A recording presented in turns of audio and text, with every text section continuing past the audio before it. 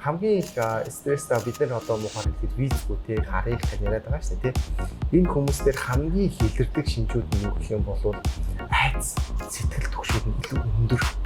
Ирээл нөө хамтран амьдрагч гэдэг нь бас задаад байгаа монголчуудад байдаг шүү дээ.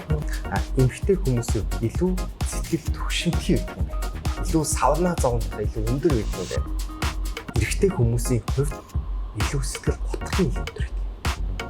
Солонгост явуулсан чи солонгост явсан байж нэг ганц мөнгө явуулах чи яа тийм орой нэг ганц сүүж уугаад ч юм уу тэгэл маш ажиллагаа би архиуд гэж солонгос соёл шүү дээ. Нэг гол уу шүү дээ.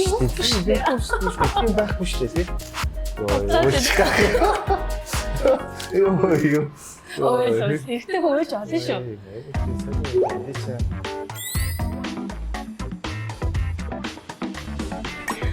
Сайн байцгаана уу? Солонгос дэх монголчуудын подкаст энэ удаагийнхаа дугаарыг та бүхэндээ хүргэх гэж байна.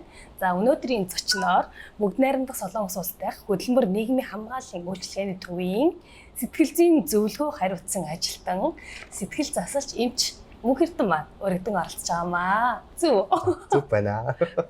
Нэг айгүй урт нэртэй маань нэр ингэсэн тий. Нөгөө нэр нь Кин Ян гэдэг тийм шиг. Нийгмийн захирал дарга гэх тий. За сонь сайхан юу байна да? Сонь сайхан их байна да. Ажиллаа хийгээл. За Мөнхөрдний хувьд сэтгэл засалж эмчээр ер нь ажиллаад хэр удаж байгаа вэ? Яг энэ мэргэжлийг эзэмшээд ажилласан хугацаа туршлага нь ер нь хэр байгаа? Ангаах мэдээж 6 жил сурсан. За тэгээд Орсын холбооны улсад сэтгцийн эмч мэргэжлэр 3 жил. Тэгээд тэндээ зогсож ирээд сэтгцийн үйлдвэрийн үндэстнүүд 8 жил ажиллаад яг мэргэжлэрээ бол нэг 10 орчим жил ажилласан юм чинь. За. Солонгост болохоор ирж яг сэтгэл зүйн мэргэжилтнээр ажиллаад жил гарсан болж байгаа тийм. За тэгвэл өнөөдөр бид хоёрын ярилцах сэдэв маань ерөн Солонгост монголчуудын сэтгэл зүй хэр байна вэ? Ямар асуудлууд байна вэ? Тэрийг бид нар бас хэрхэн давж гарах боломжууд байна вэ гэдэг мэргэжилтний үүднээс ярилцаад явъя гэж бодож байгаа. Тэгээд мэдээж ирээд жил хугацаанд ажилласан юм чи олон төрлийн кейсүүд байгаа. Хамгийн түрүүд одоо Монголоос ирэхийнхаа өмнө бас судалсан байгаа шүү дээ, тийм. Солонгос дахь монголчуудын мөнгө хөлийн чандах монголчуудын сэтгэл зүй ер нь хэр эдэг юм бол таа гэж судалсан байгаа. Тэгэхээр таны анх ирэхийнхаа өмнөхөн одоо судлаад дүгнээд ирсэн монголчуудын сэтгэл зүй болон яг ирээд нөхцөл байдал дээр ингээд ярилцаад ажиглаад үзэхэд анзаарсан сэтгэл зүйн ялгаанууд ер нь ажиглагдсан хэр байсан бэ? Ер нь бол хамгийн их нийцсэн зүйл бол мэдээж гадаад орнд тухайн хүн маань ирж ин сурж ин амьдарч ин тий. Тэгэхээр хамгийн түрүүлээд хүн хэр хурдан тасан зогсож байгаа гэдэг зүйлийг айгуу сайн бодож эхэлсэн. Тэгэхээр гадаадын оронд ингээл мэдээж ингээл хойно сууж хат хамгийн тулгымцсан асуудал нэг нь юу гэсэн бэхэл хүнд ганцаардлсан байхгүй юу. Яг гадаадын орнд юу хүрээдэг юм. Би магадгүй их орондоо юм уу очихоор их орноо бид нар муулаад идэг шүү дээ. Өөрөөсөө Монгол амьдрал биш байх хэцүү ингээд. Тэгтээ их орон дээр очихоор би хэн нэгэн байхгүй юу. Тий. Би одоо магадгүй би өслөө гэж бодвол л та тий. Тэгэх юм бол хамаатан садны тагч хоолой чинь тий. Ингээд гараад найзуудтайгаа уулзчихна. Энд хүрээдэхийн цагт бол ерөөсөө ингээл далаа усан дотор орж байгаа юм шиг л хинч болж юм гэсэн үг байхгүй юу. Тэгээ ер нь бол хамгийн түрүүлээд мэдрэгдэж байгаа хамгийн хүнд стрессийн зүйл бол ганцаардал. Болторол түгшээл. Стресс бол маш өндөр. Ер нь бол стрессийн түвшин бол яг ингээл одоо та харж байгаа илүү гадаадын орн ингээд Япон, Солонгос ингээд хүмүүстэй ингээд та зөндөл уулзж байгаа. Тэгэхээр тэдний хувьд бол одоо жишээ нь тэгэхэд хүний хэрэгцээ гэж байдаг байхгүй юу? Хүний хэрэгцээний хамгийн одоо дээдлийн хэрэгцээ юу гэх юм сэтгэл зүйн хэрэгцээ байхгүй юу? Ерөөсөө. Тэгэхээр сэтгэл зүйн хэрэгцээг одоо ямар чухал гэдгийг ингээд гадны орны хүмүүс илүү сайн ойлгоцсон байна гэдэг.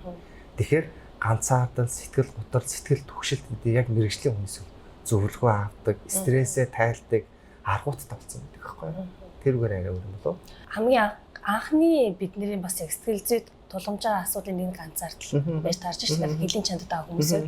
Тэгвэл энэ ганцаардал бас соёлын шок. Дөнгөж ирэнгүүтээ орчиндоо тасгүй ч юм уу, хоолндоо тасгүй, хэлэндээ тасгүйгаасаа болоод маш их хүн сэтгэлээр унах ч юм уу, эмзэглэх зүйлд гардаг шүү дээ. Энийний хамгийн анхны илэрсэн юм. Одоо бид ингээд сэтгэл зүй гэхээр л нөгөө амар ингээд сэтгэл мэдрэл өвчтэй юм шиг дээ. Хүн дээр тусгаж авдаг шүү дээ. Гэхдээ одоо харьцангуй гэхдээ хүмүүс сэтгэл зүйчтэй бас харьцаа сурцсан байна те. Тэгэхээр бид нар чинь ингээ хүн бодгоо сэтгэлийн ямар нэгэн тийм одоо асуудалтай Аа. байгаад байдаг. Тэгвэл би яг ганцаардалд орцсон байна гэдгийг хүн яаж мэдэх боломжтой вэ? Солонгостойгоо монголчуудын хувьд ямар байдлаар илэрч байна? Тэгэхээр ер нь ингээд нийт одоо дэлхий дээр байгаа бүх хүнийг ерөнхийдөө 3 ангилж байгаа юм л да. За нэгдүгээр цоо ирүүл хүмүүс. За цоо ирүүл те. Бас байна уу цоо ирүүл? Цоо ирүүл гэж ихсэн ангилд ороод байна шүү дээ те. За. Хоёрдугаар толгомцсон асуудалтай. Гуравдугаар сэтгцийн өвчтэй. Ер нь бол энэ 3 төлөөл гоч ер нь бол 3 үе шат байна шүү дээ. 3 шат яваад байна шүү дээ. Тэгэхдээ дийлэнх масс маань юу гэдэг юм бэ гэх юм бол сэтгцийн толгомцсон асуудалтай хүмүүс байдаг. Асуудалтай, толгомцсон асуудалтай. Магадгүй ингээд солонгоц ирсэн ингээд ирлээ гэж бодоход толгомцсон асуудал нь юу гэх юм бол би одоо тий одоо байр авах гэж байгаа ч гэдэг юм уу тий эсвэл би өрөө дарахын тулд энд ирсэн ч гэдэг юм уу тий эсвэл өр хөвдөө би авах гэж байгаа ч юм ямар нэг байдлаар толгомцсон асуудалтай хүмүүс энд байдаг. Айлч орон ч толгомцсон асуудалтай. Энэ нь бол дийлэх массыг ерөнхийдөө эзлээд идэг гэсэн үг. Тэгээд одоо ингээд толгомцсон асуудалтай хүмүүсийг ингээд эрэмлэн ангилаад ч юм уу эсвэл нас бүлгээр нь ч юм уу одоо ингээд ангилаад явлаа гэж бодоход хамгийн түрүүлээд байхад Монгол хүмүүстэй ажилладаг зам байна л да. Тэд юу гэх юм бол ерөнхийдөө бол өөр болох гээд тагтдаг. Зүгээр шүү дээ. Би болгоно шүү дээ. Би мартцсан шүү дээ. Ямар нэг зүйлийг те стресс ирээд шүү дээ. Өнөөдөр нэг үйлдвэр ч юм уу нэг газар ажиллаа те. Тэнгуутлаар хэлийг нь ойлгохгүй, соёлыг нь ойлгохгүй те. Уул нь бол ингээд дотроо алаад байгаа шүү дээ те. Одоо жишээ нь би мундаг эмчтэйг өөрийгөө үзчихэж болно шүү дээ. Гэхдээ би өөрийгөө ойлгож чадахгүй байгаа те. Солонгосоор яг тэр хүмүүстэй яг адилхан хэлээр нь бас оюун ухааны ойлгоцоор нь ойлгоно гэдэг чинь айгүй чухал болж байгаа байхгүй. Тэгэхээр яг тэр хүмүүсийн үед яаж юм өөрийгөө тусгаарлаад хэлдэг нөгөө хүмүүс. Магадгүй ингээ үйлдвэрт ингээд гаруулаа ингээл ажиллаа гэж бодъё л. Янгууд ирсэн үнтэй юм яриад чи тээ. Тэр нэг хүн өөрийгөө ойлгохгүй. Тэгэхээр яаж юм гэх юм бол хамгийн анхны шинж юу гэх юм бол өөрийгөө тусгаарлаад хэлдэг тэр хүмүүсээс. Ингээд өөрөө юмхээс зайлсхийгээд хэлж ийн гэсэн үг шүү дээ. Одоо хэл мэдгүйгээсээ зайлсхийгээд юм ярихгүй байх ч юм уу. Ажлаа буруу хийхээсээ зайлсхийгээд хойшоо суух ч юм уу. Тиймэрхүү нөхцөл байдал анзаарах юм бол би ганцаарч байгаа юм биш үү. Тийм. Тэгээд аль болох одоо өөрийгөө тусгаарлаад эхэлнэ. Бодолд болвол ер нь ингээд хоосон болсон юм шиг мэдрэмжүүдийн хүн төрнө. Хоосон болсон юм шиг. Үгүй биш. Зөвхөн би яваад байгаа юм шиг. Ямар тийм сэтгэлгүй болсон юм шиг. Тийм мэдрэмжүүдийг төрнө. Тэгэх юм бол за би ер нь жоохон ганцаардаад байгаа юм болов уу? Гэхдээ хүн бол ганцаардгийг мэддэг.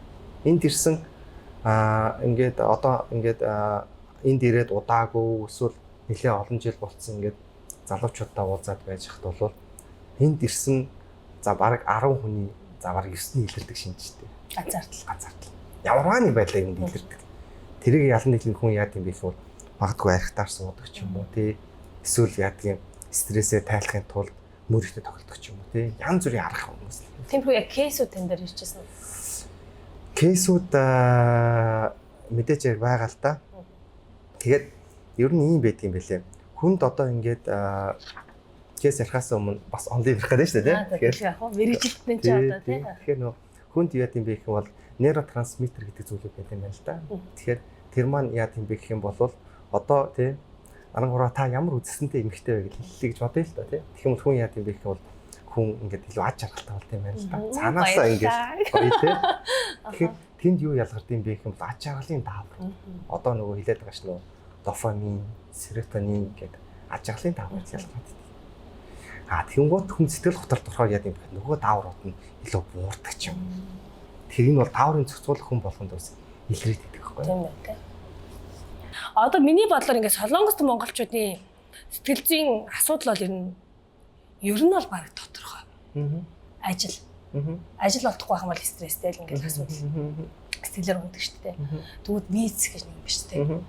Визээ яасгоно одоо оюутнууд хүртэл ингээл байнга одоо би ч гэсэн нэг визэд одоо сунгана гэдэг юм ингээл толгойдтой бочгоор яах вэ? Энэ бол ингээд хүнд амар стресс өгч байна. Энд яг хэр хэмжээнд өгч байна. Энийг мэрэгчлэнүүдээс энэ чинь багахан асуудал шүү. Энээс том асуудлууд дард нь байгаа шүү. Эсвэл чиний хувьд энэ бол дунд хэмжээний асуудал шүү. Чинийг даах хэрэгтэй шүү гэж зөвлөх юм бол яг хүнд яат юм бэ гэх юм бол хүнд өөр гэсэн хэрэгцээ байгаа байхгүй юу? Тэгэхээр бүх хүмүүсийн хувьд нөө зорилгоо тодорхойлох хэрэгтэй байхгүй юу? За та Солонгос ирлээ. Таны яг гол зорилго чинь юу вэ? Тэ? Таны зорилго чинь тэ сурах гээд байгаа мó? Ажиллах гээд байгаа мó? Тэгээд үр дүн та юу хүрэх гээд байгаа юм? Энд чинь айгүй чухал байхгүй юу? Тэгэхээр бид нэрс төлөвлөгөө юм байна л да. Ерөөсө төлөвлөлтгөө Монгол хүчид гэдэн шүү дээ. Ингээд төлөвлөж болгоо болчихсон шүү дээ. Төлөвлөж бүтгээ болчихин те. Тэгэнгүүтлээ яг ингээд сэтгэл хөдлөлтөөр их шийдвэрүүдийг гаргаад идэг. Ерөөс сэтгэл хөдлөл. Өнөөдөр гоё байгаад хаа өстө гоё байгаад өөдөр муухай бол муухай гэдэг. Энэ орон сайхан орон шүү гэж хэлсэн. Маргааш нөгөө новшийн солонгос. Новшийн солонгос гэдэг. Тэгэхээр нөгөө тэр зүйлүүд нь байдаг байхгүй юу? Би бол одоо ингээд солонгост ирж байгаа яг хүмүүсийн хувьд бол нэгдүгээрт бол зорилгоо тодорхой. Хоёрдугаар гэх юм бол солонгос орнд ирэх хүн болгонд одоо өөр нэгс хэрэгцээ байдаг байхгүй юу? Одоо мөнх хэд нэг хэрэгцээ биш үү те? Надад одоо хэрэгцээ нь бол бүх зүйлийг хэлж болохгүй юу? Одоо ингээд би эзэн ч юм уу сурдаг ч юм ингээд хийсгэд байж бодъё л. Тэгэхээр хэрэгцээ нь бол хитгэн ангилж болохгүй юу? Нэгдүгээр танд их бол нийгмийн хэрэгцээ.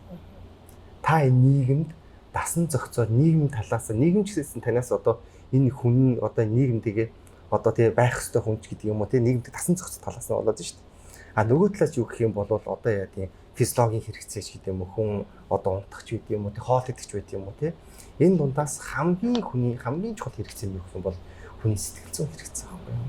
Ерөөсөө сэтгэл зүйн хэрэгцээ.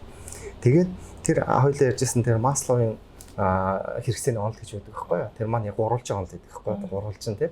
Тэр хамгийн сөрөг төвшөнтөнд хүнд юу гэдэг юм бэ гэх бол таны сайн яриад байгаа төвшин байхгүй юу? Тэгэхээр тэр маань одоо нөгөө юу гэх юм бол одоо хүн хоол идэж үйд юм уу те унтах ч үйд юм уу те хэрэгцээнүүд тэр хэрэгцээ дараагийн сурах боловсрох хэрэгцээ гэдэг хүн бол ингээд дараагийн шатаар хэрэгцээнд явдаг байхгүй юу?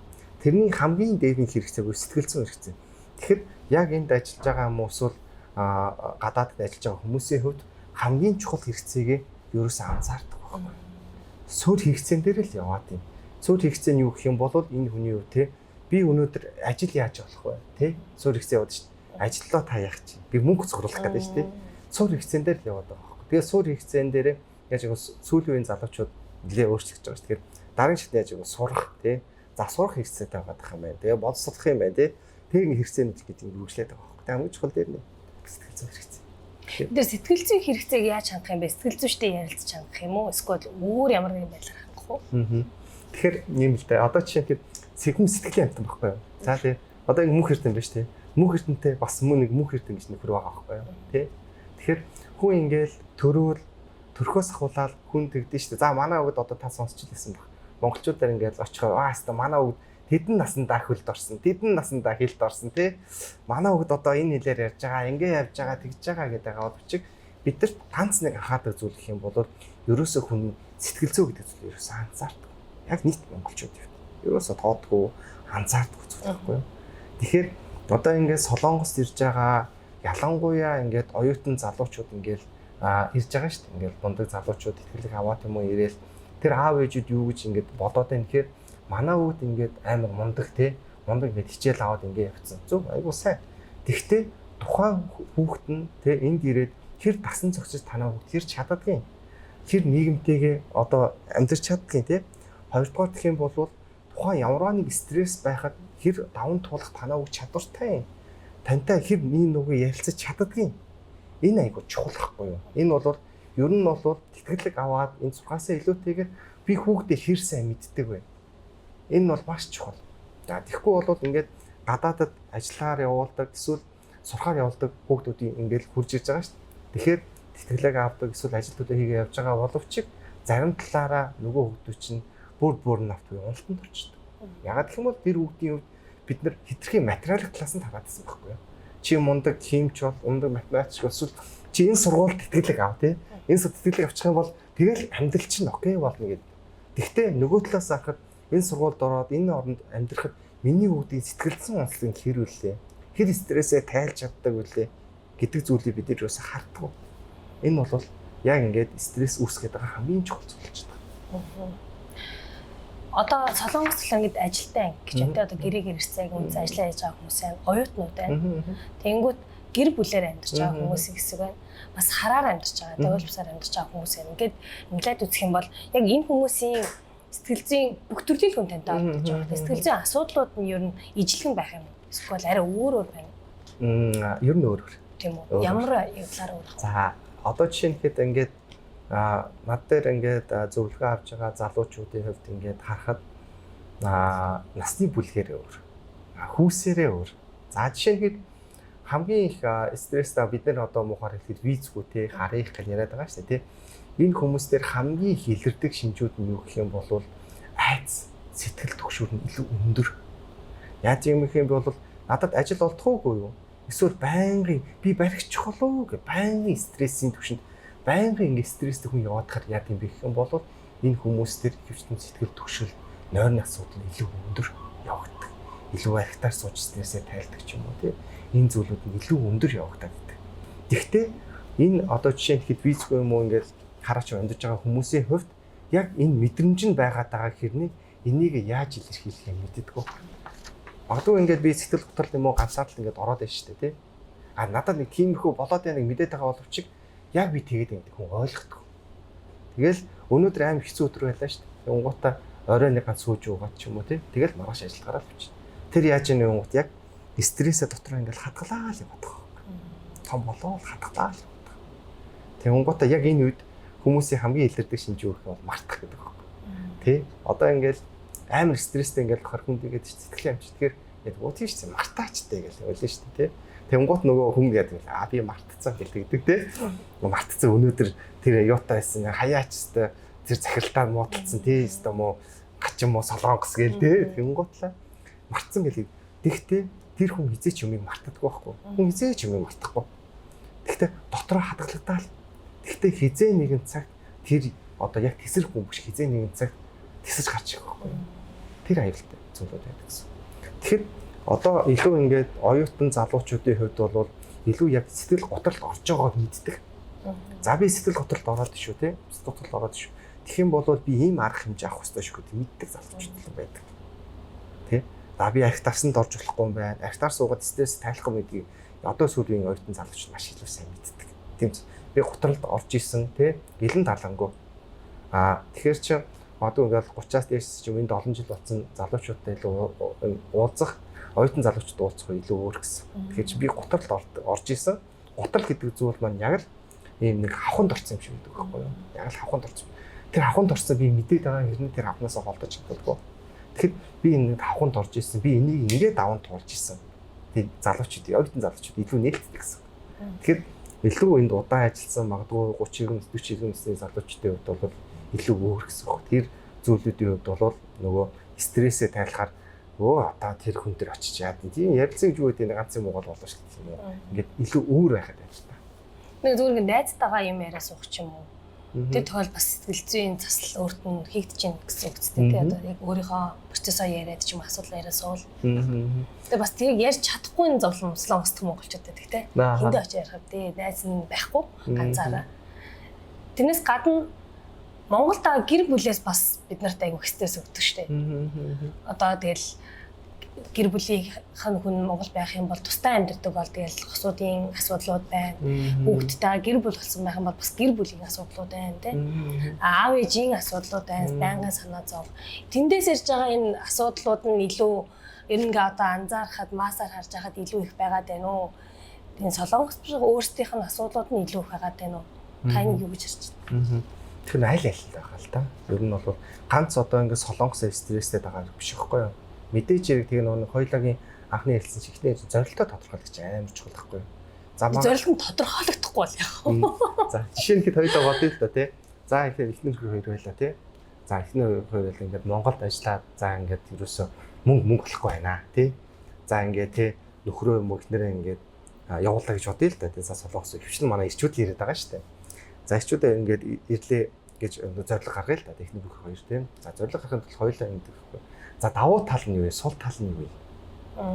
Хамтдаа ярилцсан байна. Ярилцсан нь шүү. Магадгүй болохгүй бичих байхгүй юу? За магадгүй тий. За өөрлөгөл шат. За мөнх эрдэн тий. За мөнх эрдэн нэг 20-тэй 30-тэй залуу тий. Тэгээ заас би солонгост явлаа. За би их нэртэйгээ ярина шүү дээ тий. За солонгосын хоёул бичих байхгүй. Солонгосын давуу тал нь.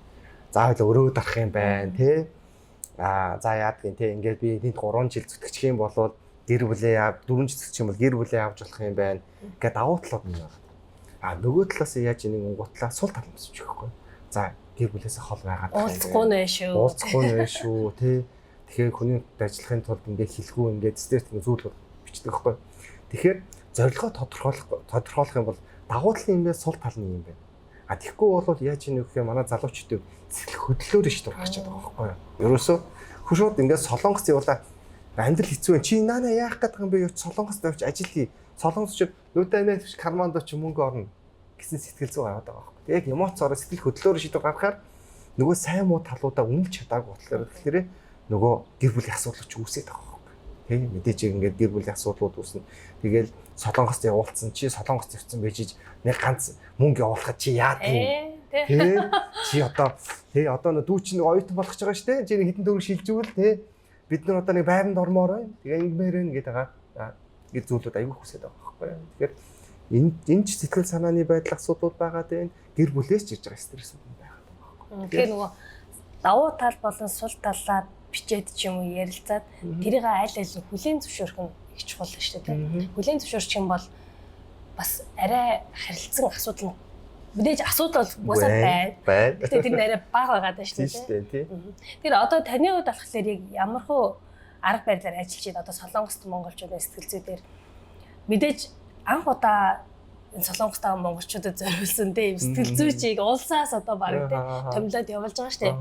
Энэ нь яагаад ер нь яг томилох болсон юм бол одоо Солонгост монголчуудын тоо ихтэй олон болоод 50,000 гараад явцсан болохоор юм уу? Эсвэл Солонгост байгаа монголчуудын сэтгэл зүйн асуудлууд ер нь бол нэлээд өмнөхөөс жоохон их байна. Эсвэл нийгэмдээ шаардлагатай байна. Яг ямар үндслээр энэ ажил дээр ирээд өөрөө чинь одоо яг зорилттой ажлын бас ингээд төлөвлөгөө байгаа шүү дээ. Би яг энэ тал дээр нь илүү ийм аргаар ажиллана гэсэн юм зүйл нь юу гэдэг нь бол чиглэлнэ.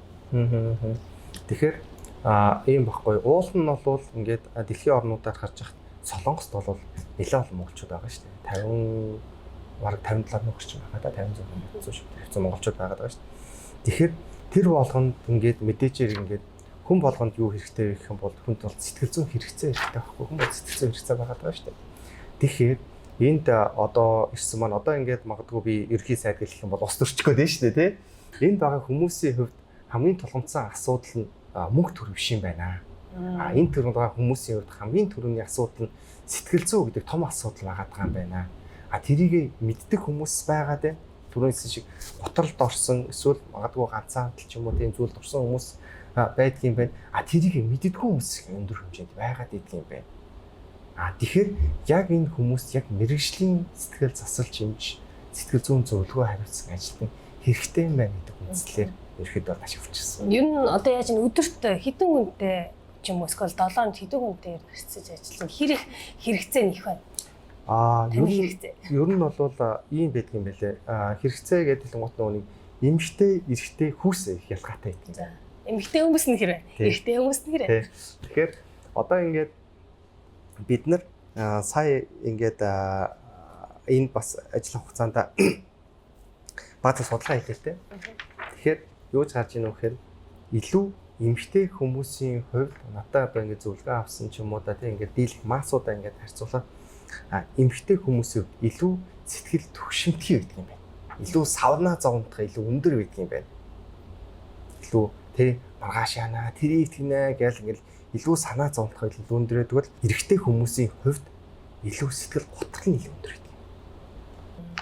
Тэгэхээр бид нар ингээд илүү эрэгтэй хүмүүсийн хувьд илүү нөгөө далд сэтгэл готрол гэдэг юм зүйл байдаг байхгүй юу? Харагдах байдал нь окей би зүгээр штэ зүгээр байгаа штэ ямар ч асуудалгүй штэ гэдэг дагаа боловч эрэгтэй хүмүүсийн талд сэтгэл готор нь илүү өндөр гэдэг юм байна гэж. Ерхэд бол одоо ингээд яг үдсэн хүмүүс дээрээ юм уу эсвэл одоо ингээд дийлэх массууд харж байгаа зөвлөгөө авч байгаа хүмүүс.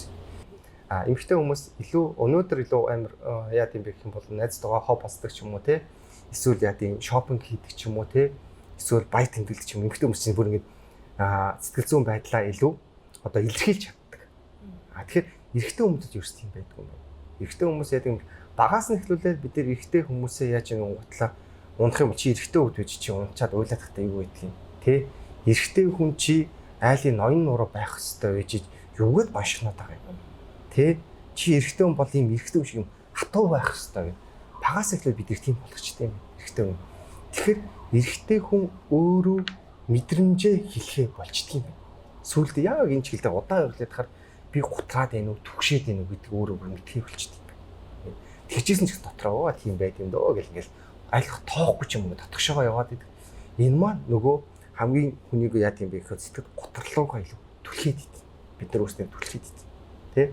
Солонгост ажиллаж байгаа одоо ингээд эрэгтэй хүмүүс ингээд найзууд юм уу ингээд ярддаг хүмүүс байгаад их юм бол хүмүүсийн үзэл юм ингээд мөнгө алаад ингээд байгаа боловч тэ тэр одоо чинь залуучуудын хувьд энд ирж байгаа залуучууд сэтгэл санаа нь ямар хөө байна тэ ажил нь хэцүү байна уу миний хүү миний найз хүнд байгаад их юм бол хүрээд ирээрээ найз нь чиний талд шүү тэ юу ч болж исэн би чиний талд байдаг шүү найз нь чамаараа бахархдیں шүү тэ бид нар яг юм урам хэрэгтэй байхгүй. Тэгхэн чи тэгэхээр чи нөгөө нэг энэ чилдгэж чинь да тий.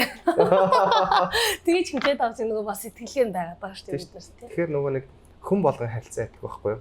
Тэгэхээр зарим хүмүүсийн үед нөгөө тэр хэрэгцээ нь айгүй өндөр байхгүй юу. Тэгэхээр бид нар яа гэм бэ тэр мэдрэмжээ ингэж дотгошоогоо залгисаар агаад юу үссэн бэ гэх юм бол хүнд хизээч урмын өглөх болсон байхгүй юу. Нөгөө хүн ч хүлээж авах болсон байхгүй тий.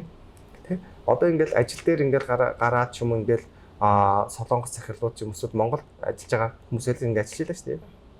Тэг чинь гой ингээл урам өгөөлөх юм бол нөгөө чинь тэ чист мундаг шүү тэ гэх юм бол нөгөө чи өөрийг харуулах гал тэгээд шүү дээ. Тэгэхээр Монголд байгаа ингээ хүмүүсийн өвч гэсэн яг адилхан байхгүй юу. Тэг урам хүнд өгөх хэрэгтэй байхгүй юу тэ. Та мундаг шүү дээ тэ. Магадгүй ингээл 20 жил ингээд энэ 20 жил ингээд Монголд ажиллаж байгаа тэ наашаа хурж илээ тэ. Тэгэхээр чинь эн чинь өөрөө ингээд амьдралаа өөрчлөх гээд эхэлж байна тэ. Тэгээ мэдээж хэрэг амьдрал эхэндээ очих амар хэцүү байна шүү дээ. Анх хурж ирсэн, одоо та анх хурж ирсэн одоо байгаа хоёр чинь өөр байгаа шүү дээ. Тэгэхээр энэ болгон дээр яг тэр үед хүнд хамгийн түрүүлээд үүсэх зүйл бол хэлсэн ганцаар. Гэхдээ тэр ганцаар лавнд болохын тулд юу юм бол хүнд урам хэрэгтэй байхгүй тий. Та мундаг шүү тий. Тэгэхээр Солонгост байгаа монголчуудын маань ар гэр найз нөхөд гэр бүл тийм ээ Монголд байгаа хүмүүс бас энэ байгаа хүмүүстэй байнга урмын үгийг харамгүй хэлж явах шаардлагатай тийм үү. Тэгжиж тэгтээ түрүү хажууд байгаа тийм болоод аягцсан хамт угаад ууж чадах боломж нь авахгүй юм чи. Зүгээр сайхан үгээр урам өгöd байвал бас их гоё юм болов гэж бодож байна бас хүсэж байна. Тий. Тэгээ нөгөө нэг одоо ингээд хүн хэлдэг шүү дээ. Одоо ингээд сайхан үг хэлдэг шүү дээ. Хэлдэг сайхан үг хэлэхээр хүнд яа гэм бэ гэх юм бол нөгөө ажлын бүтээмж нэгдгээс сайжирдаг. Хоёрдугаар стресс буурдаг.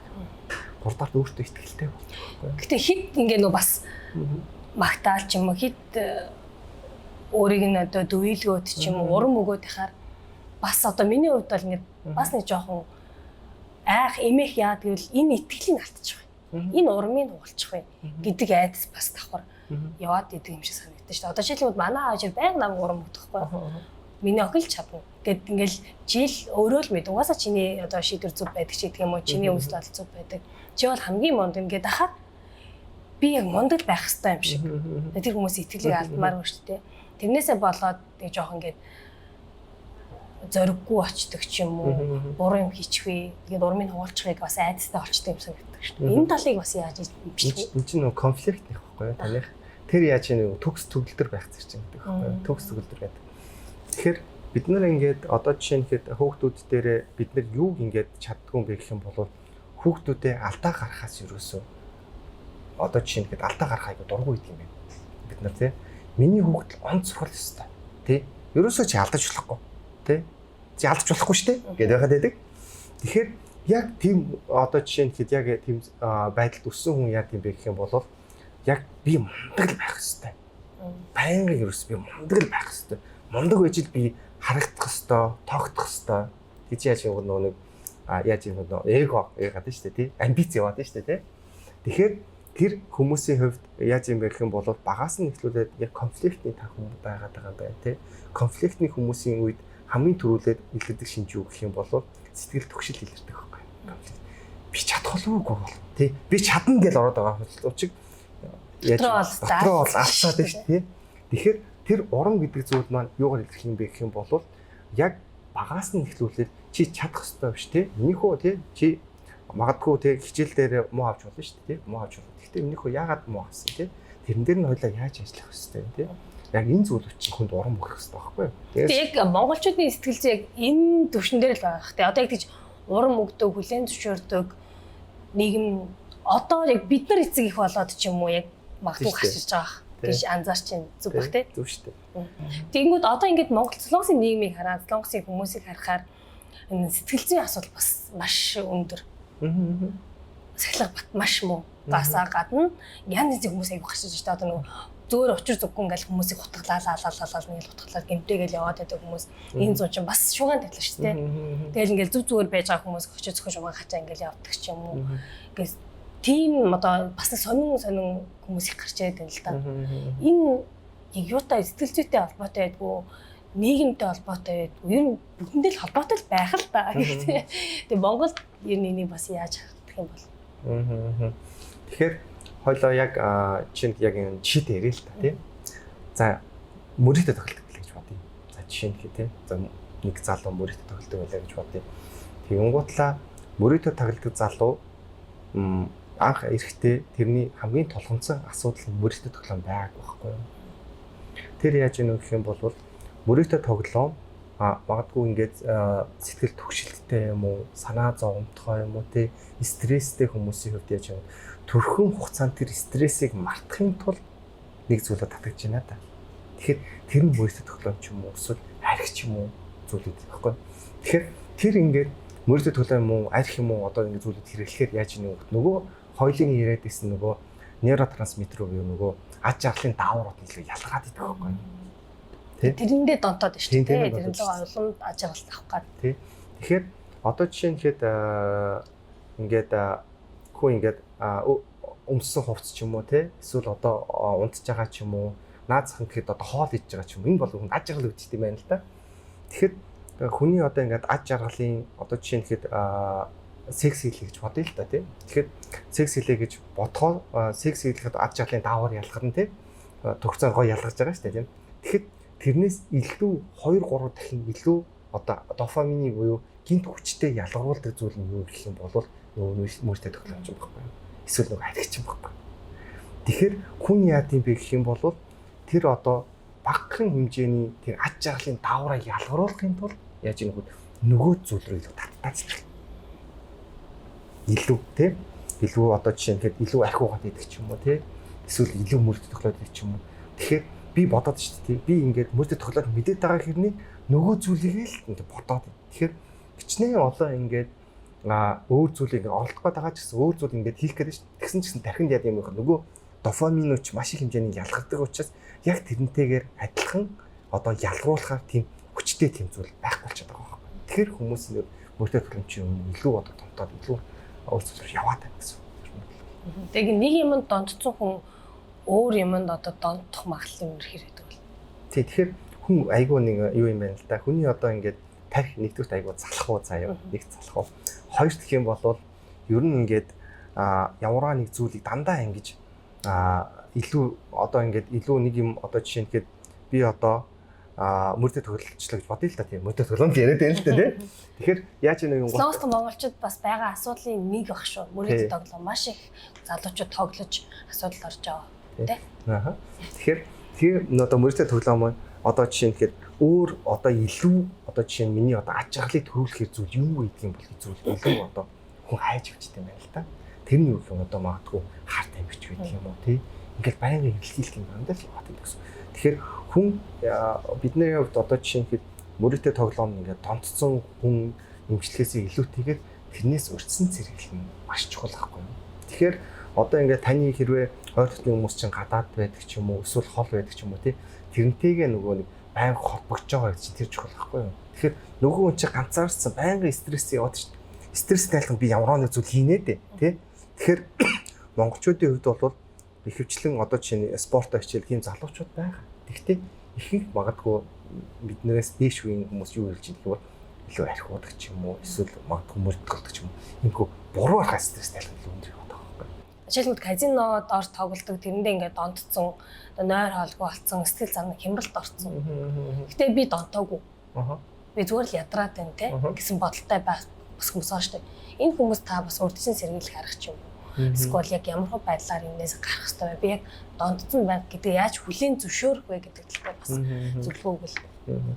Ер нь ингээд эмчилгээний хамгийн чухал зарчим юу гэхээр бол хүлийн зөвшөөрөх байхгүй юу? Хүлийн зөвшөөрөх. Хүмүүс ерөөс өөрийг хүлийн зөвшөөрдөг байхгүй юу? Архиудаг хүн байлаа гэж бодоход би архиудаг шүү дээ. Солонгос соёл шүү дээ. 3 л ууч шүү дээ. 3 л ууч шүү дээ. Тийм байхгүй шүү дээ. Тэр яаж нэг хүн гутлаа хүн өөрөө өөрийгөө хамгийн чухал зарчим юу гэх юм бол өөрийгөө хүлээн зөвшөөрөх хэрэгтэй байхгүй. За тий. Дөржөө бата хинч гэдэг юм те. Тэнгуут яаж юм. За би монитортой тоглоомын ямар нэг байдлаар би хамааралтай болцсон юм байна. Нэгт өргөлийн шүрх хэрэгтэй байна шүү дээ. Одоо тэр нь мэдрэгдэх нь би юммаар санагдаад ах юм. Эсвэл мөнгөтэй болохоор л яваад ах. Мөнгөгүй болон явахгүй штэ. Явахгүй бас байж чадаад байгаа байхгүй. Гэтэ ингээд жоохон сул мөнгө ч юм уу ингээд эргэлдүүлэх мөнгө боломжтой олонгод юммаар санагдах юм бол тэр донтсон. Донтсон байна гэсэн. Донтсон байна гэсэн. А мөнгөгүй байсан ч гэсэн зүгээр очиж сонирхоод ингээд харах хоббитэй байж болно штэ. Хүмүүсийн тоглож байгааг хар сонирхоо. Энэ бас донтсон. Хуучин та мэдэх бол бидний үед хуучин Sega гэж байлаа. Тэгэхээр нэг Sega гэж тоглоомод хүүхдүүд ингээд 100 200-аар тоглоал тий. Нэг хоёр гартаа тоглоал байж идэг.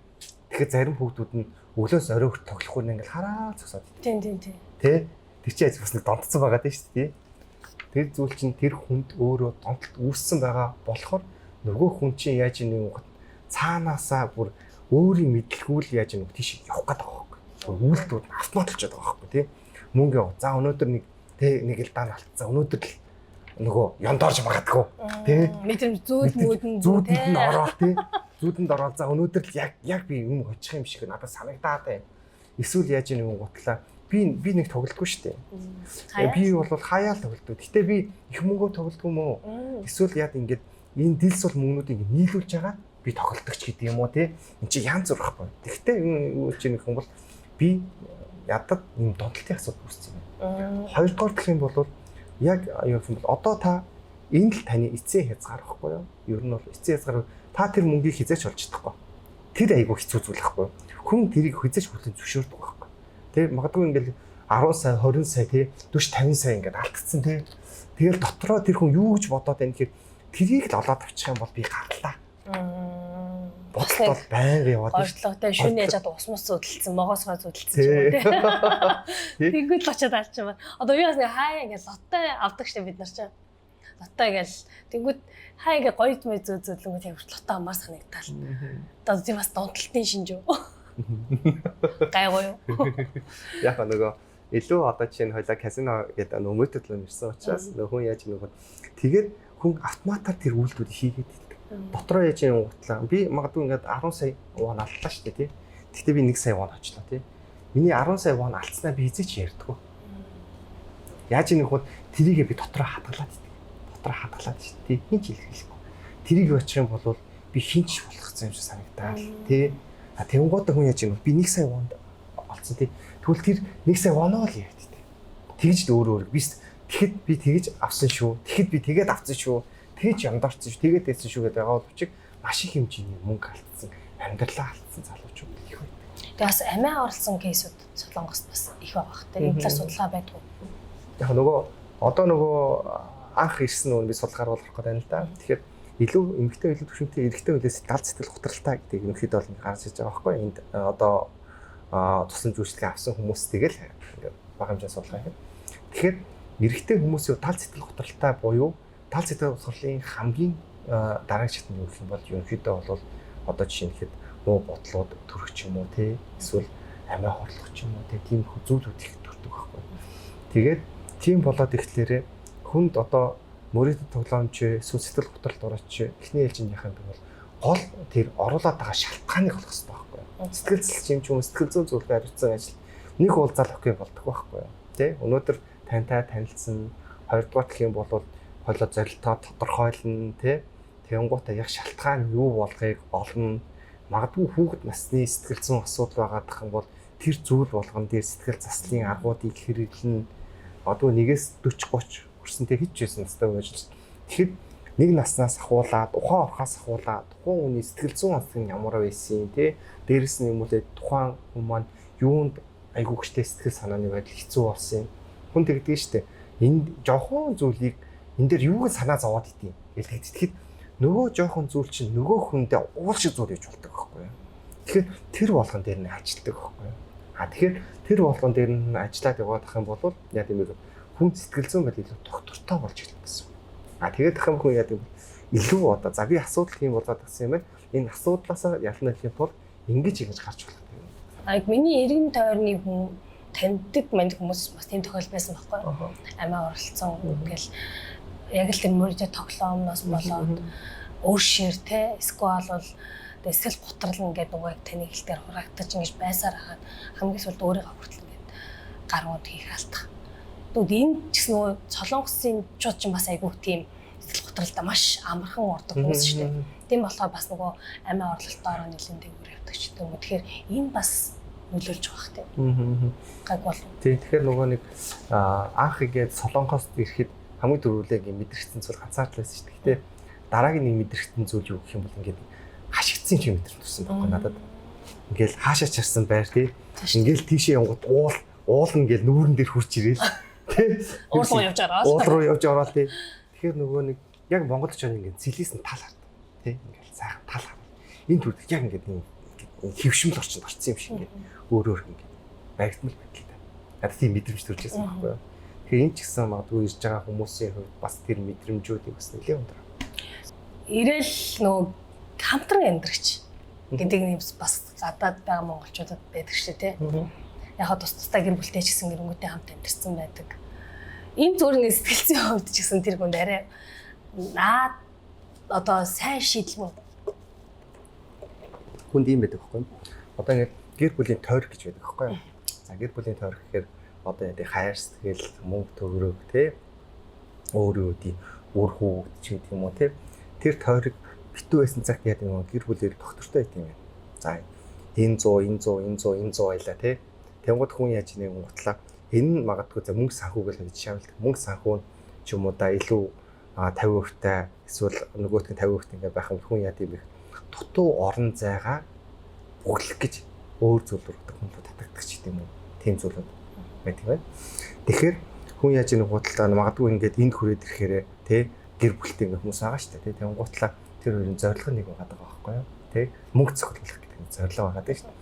Тэгээд дээрэс нь юм уу яаж нэг гутаа яг тэр одоо Монголд ч гэдэг юм уу тий эсвэл Монголд байхдаа одоо эмэгтэй хүн гэж бодно нэг эрэгтэй хүний тий хайр халамжинд байцсан тэгэхээр нөгөө нэг Монголд байгаа нөгөө эрэгтэй хүн наашаа үржих нь эмэгтэй хүний хайр халамжинд байцсан гэхээр ингээд хэрэгцээ үсэт нь шүү дээ. Одоо жишээ нь тий би мохот ихээс илүүтэйгээ сэтгэл зүйн хэрэгцээ хайр халамж гэх юм уу тий тэр хэрэгцээнүүд нь байгаад байгаа болоод тэгэхээр илүү одоо нөгөө хүмүүсийн хувьд илүү одоо ингээд цог хантарч амьдэрдэг юм болоо гэж би боддог штэ. Тэгэхээр энэ зөв юм уу? Зөвч буруу гэхээсээ илүүтэйгээр ер нь бол нөгөө хүн нэгэнт л одоо жишээ нь хэд хэцүү байхгүй юу? Одоо жишээ нь хэд айлын охиныг те айлын охиныг авч одоо жишээ нь ингээд гэр бүл болчоод те тэнгуутлаа амьдралын зөндөө олон нухчаанууд байгаа шүү дээ те амьдрал зөндөө олон босолтууд байгаа.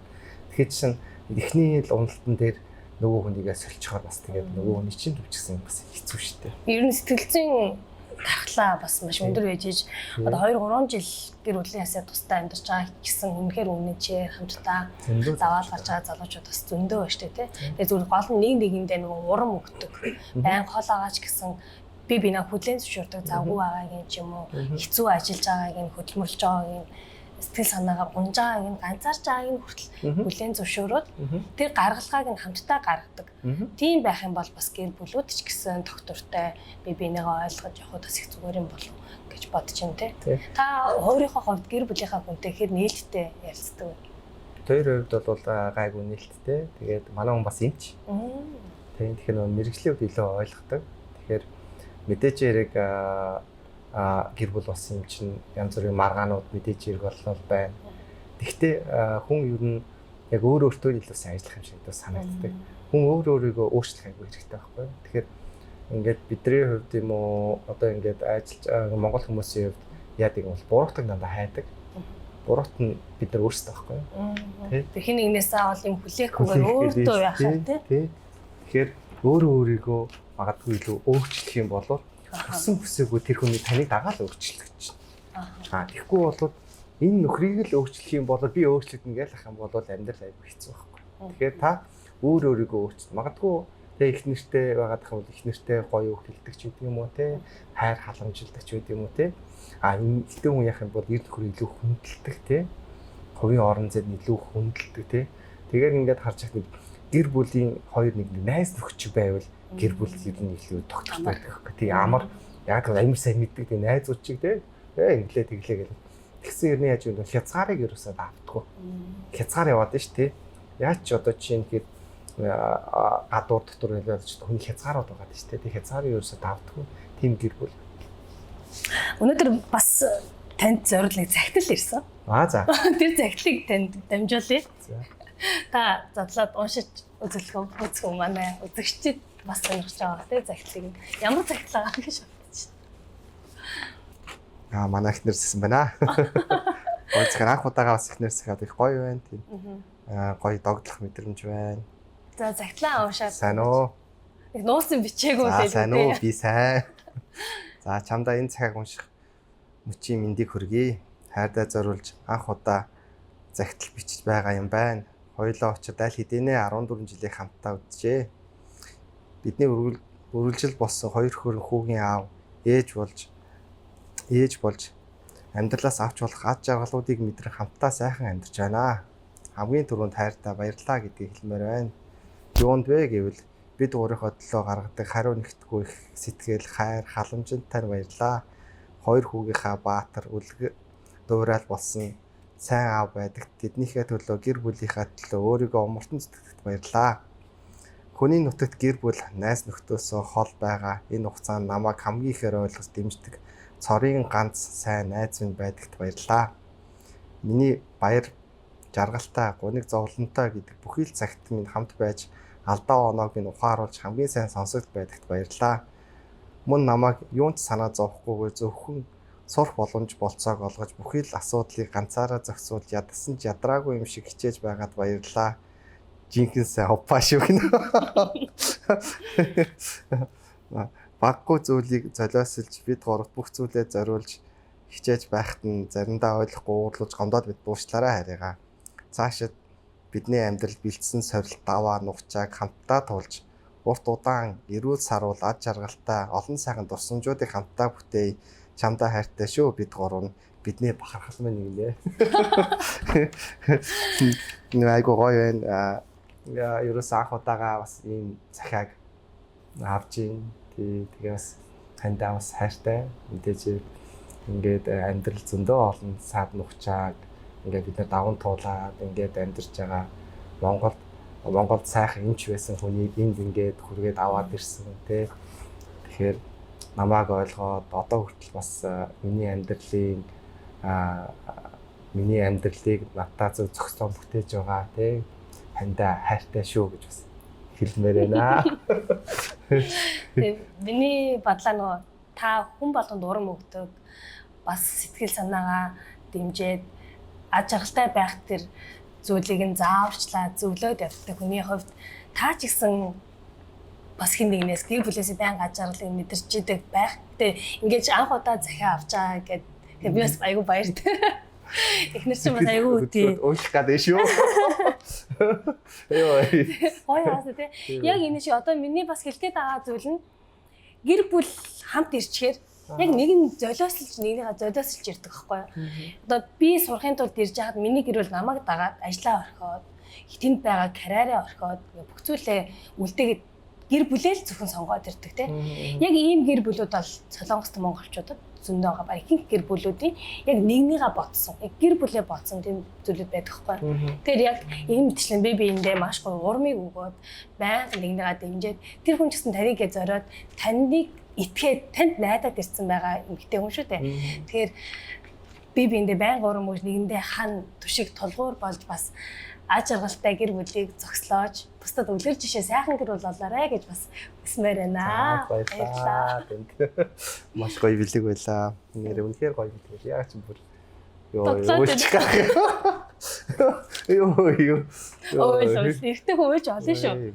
Тийм сони юм байна. Би чи бас ингээл мэдээж хэрэг ажил мэргэжлтэй холбогдлоо сайн муу зөндөө сонсон, зарим хэцүү зүйлүүд сонсон. Гэхдээ өнөөдрийн хувьд бол миний амьдрал авч исэн мэдээж сайхан бэлгүүдэл зөндөө байгаа. Миний хоёр хүүгээс ахуулаад, миний ханаас ахуулаад тэр болноос авч байгаа нэг гоё амар гоё урам байлаа.